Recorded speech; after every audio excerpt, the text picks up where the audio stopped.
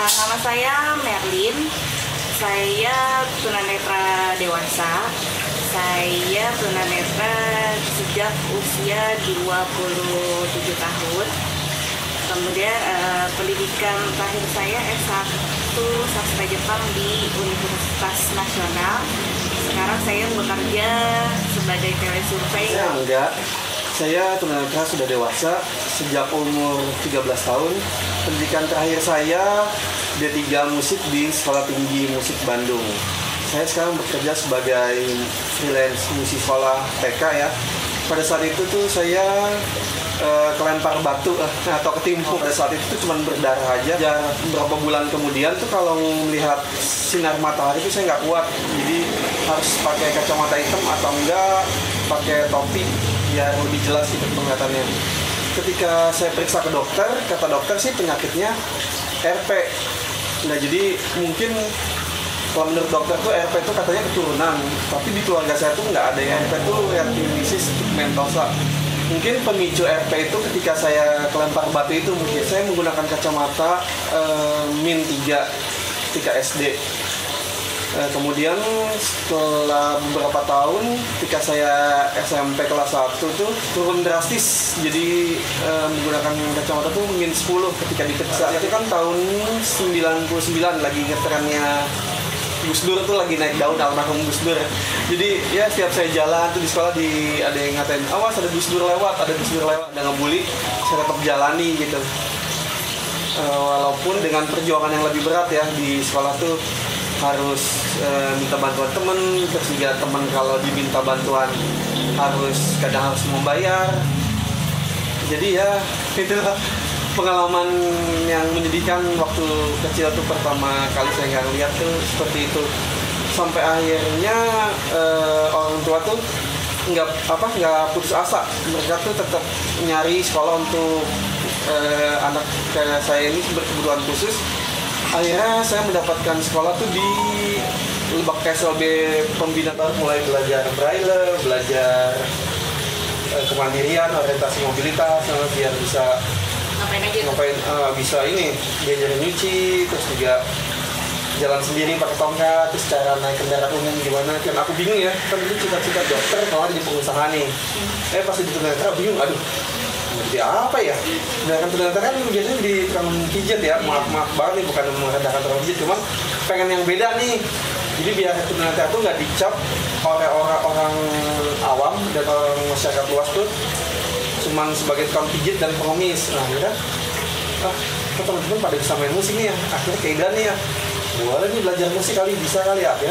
Coba-coba belajar, ternyata belajar keyboard nggak bisa, belajar gitar nggak bisa. Terus ada alat musik yang ini nih kayaknya keren banget nih, kayak cuman mukul-mukul doang, ini belajar tuh ternyata bisa di drum. Nah udah tuh ternyata awalnya belajar drum, terus ditekunin.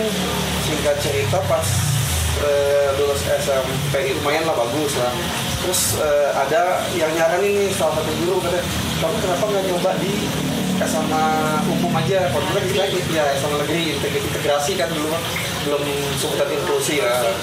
Akhirnya nyoba nih di daftar ke 66 SMA 65. Nah, cuman karena aku masih ada rasa trauma waktu SMP dibully sama teman-teman gitu kan, karena ketunanetraannya. Ya udah ya, nggak jadilah. Akhirnya coba mutusin ngambil SMA-nya di SLB lagi. Nah, karena aku jadi satu hobi musik. Ya udah tuh selama 3 tahun di situ belajar musik. Nah, pada saat kelas 3 SMP festival musik, alhamdulillah dapat juara 2 waktu itu. Dan kebetulan ada salah satu panitia di situ. Kamu belajar drum awalnya gimana? Aku bilang, aku dari temen udah pernah les. Aku bilang belum. Akhirnya gimana kalau kamu saya kursusin tapi cuma 3 bulan? Oh boleh mas, yang saya juga tahu nih yang teknik yang sebenarnya itu gimana sih kalau main drum. Akhirnya waktu itu alhamdulillah tuh saya dikursusin sama Sandi Pasband, itu yang ngajar langsung Sandi Pasbandnya selama 3 bulan. Masih takut nih kalau sama yang umur depannya, aku baru nyoba nih ikutan tes. Akhirnya diterima lah di salah satu perguruan tinggi swasta di Bandung. Tidak support dengan tunanetra, tidak Kira pindah nih ke salah satu perguruan tinggi swasta juga di Bandung. Nah di situ pun aku nyoba lagi nih sama teman-teman, ada festival musik juga nih di Bandung, akhirnya nyoba tuh ikutan dan alhamdulillah lagi juara lagi, cuman nggak juara 1 sih, juara 3 sampai juara favorit waktu itu ulang tahun Kota Bandung. Dan lawannya juga bukan tunanetra ya. Aku itu tunanetranya karena sakit glaukoma. Jadi awalnya nggak tahu kalau aku itu glaukoma. Jadi sebenarnya glaukoma itu aku udah dari lahir.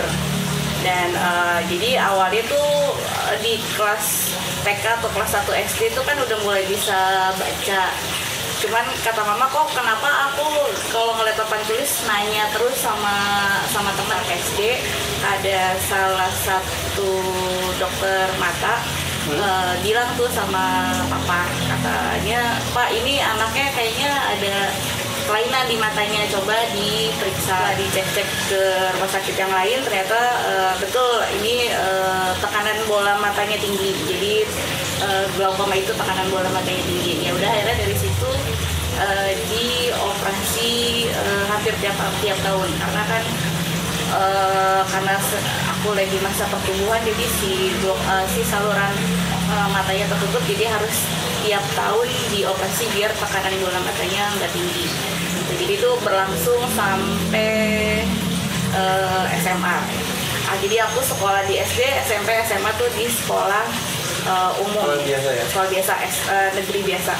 Dan terus akhirnya aku kuliah juga seperti biasa, cuman pakai kacamata. Waktu itu terakhir pakai kacamata itu di -16. Oh, udah banget ya. Iya, 11 tebal, main kayak botol, kayak belakangnya botol.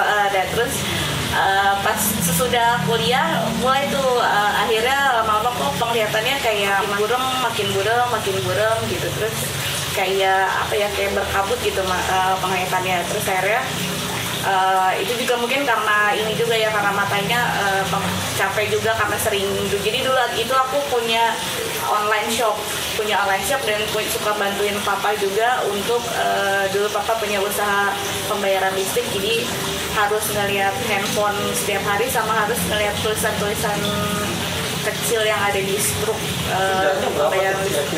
Ini paling sejengkal gitu kali ya.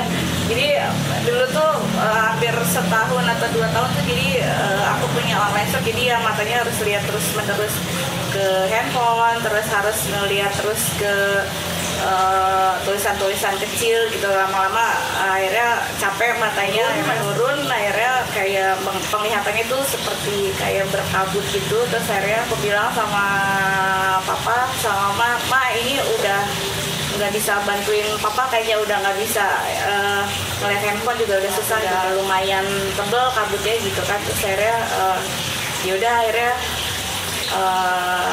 lama-lama makin turun lagi. Terus akhirnya sempet waktu itu sedih juga karena udah penglihatannya udah putih banget, udah berkabut banget. Terus mama juga sedih sih awalnya, cuman gak berlangsung lama. Untungnya waktu itu ada saudara yang kasih tahu, ini ada yayasan untuk tunanetra nih, untuk belajar biar bisa mandiri.